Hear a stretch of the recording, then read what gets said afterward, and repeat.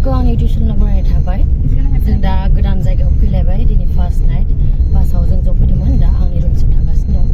आं नोंथांमोननो शेयार खालामनांनि आंनि रुमखौ दिनै जोंना बेयाव फार्स्ट नाइट आरो बाक्सा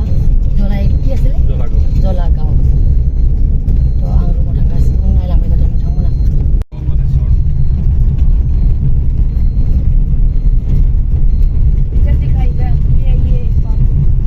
हाय अच्छा लग रहा है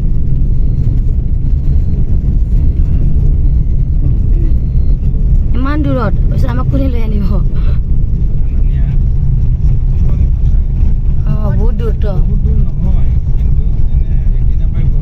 ৰাতি প্ৰব্লেম হয় ন আহোঁতে আৰু যোৱাতেও जों मोनफैबाय दा बेग बोख्लायनोसै आरो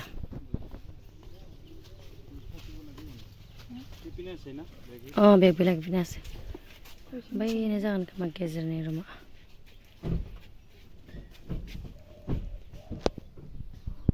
आं फाइनालि रुम मोनफैबाय दा दुगैनोसै फ्रेश जानोसै ओमफ्राय दा मोनायाव गाननांगौफोरखौ जाबस्रांना लानोसै स्क्रिप्ट एसे नायनोसै दिनै बेयाव गोदान फार्स्ट नाइट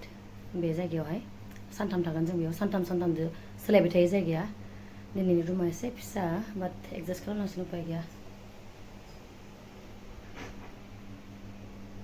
बेगा जि बुरजा नुवाखै जोंना जि बुरजा बेग आयु खस्थ'थार जायो जोंखौ दा दोननानै थांबाय रेस्ट लानोसै दुगैनोसै उन्दुनोसै दसे थ' आं दिनै भिडिअखौ एसेयावनो लाखिनोसै आङो नाटक खालामनाय बा मोसानाय बेफोरखौ आं देखायनो हायैया जायो मानो होनबा गानस्लायनायाव बेस्थ' जायो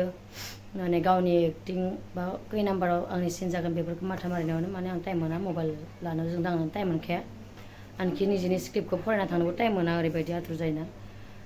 सनाथनाखौथ' आं सोलाय